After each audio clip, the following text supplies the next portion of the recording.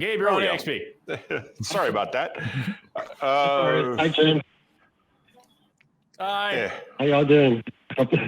Doing good. Last call was terrible. Yeah. So Tell us about it.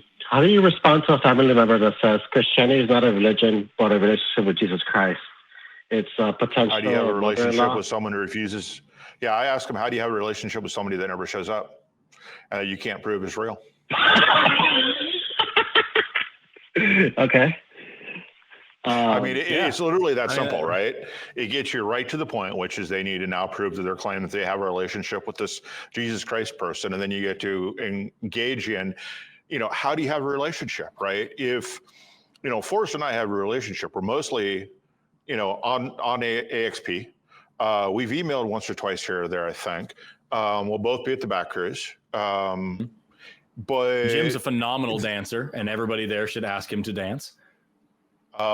He doesn't actually know that I'm a phenomenal dancer. But, that's one type of relationship. And then I have a relationship with my girlfriend. And Forrest, is it your girlfriend or your wife? I don't know. My wife. Your relationship stands. Yeah, your wife. It is my wife. She would be very upset if she was my girlfriend. Okay. Yeah. Those are two very different relationships, girlfriend versus wife, that we have, and we have other personal relationships. So, going into and trying to define how this relationship works with the being that doesn't actually talk to you, or just responds with the same, at random. How does that work? And so you just go into that. And yeah, it is kind of funny to go there, but that's exactly the way I respond to it. I don't know, Forrest? Oh, I'm sorry. Was messaging in the chat about the person who's upset that we talk about pronouns. I hope that person calls in, but I bet they won't. So for me, it's going to be similar. Is that what is a relationship actually? What are you actually talking about? But more importantly to me is ask them. Okay, so describe that relationship. Describe what that is like, and I guarantee what they will describe is a religion. And so that's the whole thing is if I have a relationship with my wife that I can talk to her every day, that I interact with her every day, that we have boundaries and terms and conditions that border what our relationship is. We have things that we do together and things that we believe together and values and ideals and all these things. That's all stuff that I can quantify. And I can discuss, and I guess not quantify, but I can qualify it, and I can discuss it, and I can actually make a reasonable argument for what it is and explain it. Talk about a relationship with Jesus. What do you do? I pray, and I feel like he communicates with me. Okay, cool. What are the boundary lines of that? How does that actually work? Is it within it's gonna fall down to you're behaving as in a religion. You're behaving as a religious person would in a religion. You're doing religious things. And it's because of what Jim said, is this person isn't responding. Nobody else can see them. It's like that kid in middle school who totally has a girlfriend. She just lives in Canada. It's that same thing. And why are you actually entertaining it? Why are you diminishing the fact that you have a religious belief? Why do you feel the need to escape religion?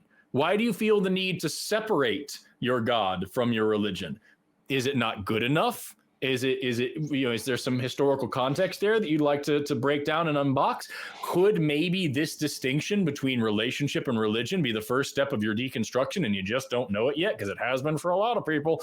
I feel like things like that really they create more problems than they solve. And the people who use that kind of language are trying desperately to separate themselves from the damnable misery that is their actual religious belief, while still keeping it. It's like having your cake and praying to it too. I'm not a fan. Anyway, those are all things that I would ask. I just have a million questions, and none of them are particularly productive because that's a really unproductive, weird thing to say.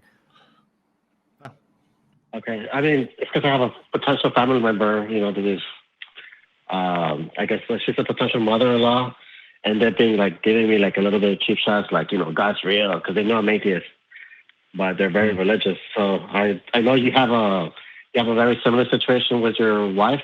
I believe I've heard you say something like that you have family members that are religious. So I guess my second question would be, how do you have better conversations with them? It depends on who it is. For me personally, yeah. So my wife is Mexican and has a very big Mexican family, and she like, depending on the family member I'm talking to, some of them know I'm an atheist, know what I do for a living, know what I talk about, and we can have a long, difficult discussion, and that's all great. And they'll say, well, you should really listen to this guy named Kent Hovind. And I'll be like, no, you gotta go down that way. I have listened to that guy called Kent Hovind. Yeah, unfortunately, I have, and it's a bad time. Yeah. That is actually a thing. One of my in-laws told me to go check out Kent Hovind. It's oh boy, if only you knew. But there are other ones that I just don't. And this is one of the things, we get a lot of callers that are atheists that want to talk about, like, I don't know how to come out as an atheist to my mom, to my grandma, to my whoever, what am I going to do? One of my wife's grandparents is this just sweet old lady who would never hurt a fly, who just cares about everybody very deeply and is very devoutly Christian.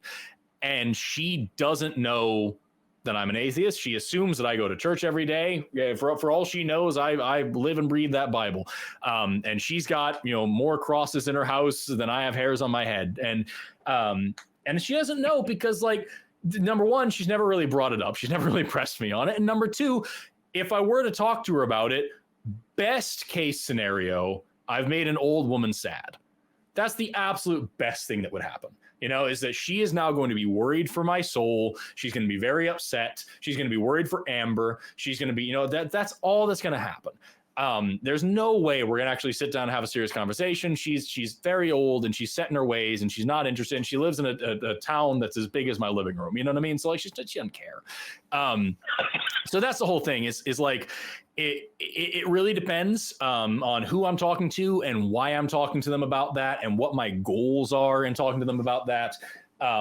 If I'm talking to one of my in-laws I have in-laws that are anti-vaxxers. And, like, if I'm talking to one of them, and there's going to be a very different conversation than if I'm talking to one of them that's already pretty well deconstructed but won't admit it and uses the word Christian because it's just easier in their town. You know what I mean? Very different conversation, very different intentions behind all that. Yeah. And so a lot depends, too, on how you want that relationship with the family member to go. Yes. I have a family member who will throw that out as a friendly jibe. And that's okay with that because we have that kind of relationship. But if this is someone being somewhat antagonistic, just throw back, prove it. If you don't mind starting a fight or whatever. Because you will. Yeah, you might. But again, it depends on where you want that relationship to end up as to how you actually handle it. And it does suck because it puts us on the end of being more grown up than our interlocutor in many cases. Would encouraging to call the show be a good idea for maybe the first conversation? As long as they know what they're getting into.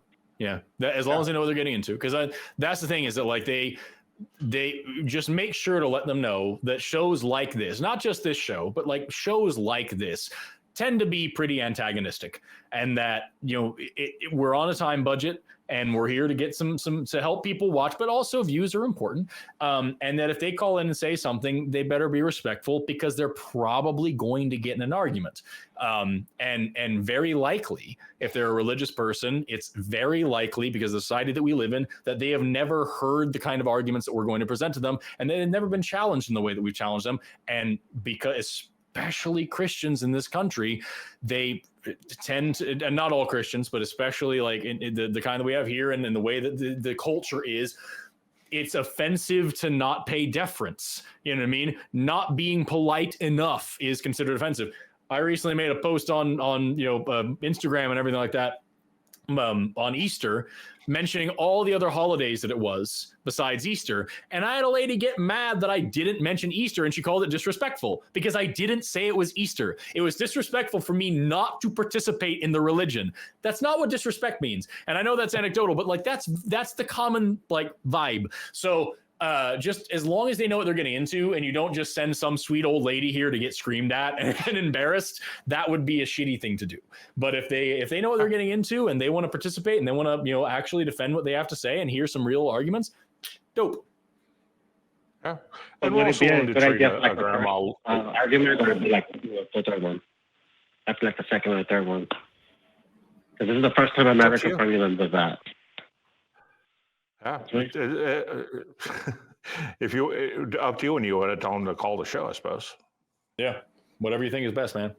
Anyway, we've got one more theist caller on the line. Yeah, we've got one more theist call on the line. I'm going to try to give him the last 10 minutes. But does that answer your questions for you, Gabe? Yes. Thank you very much. Thank you, Jen. Right, have a good one, man. Bye-bye.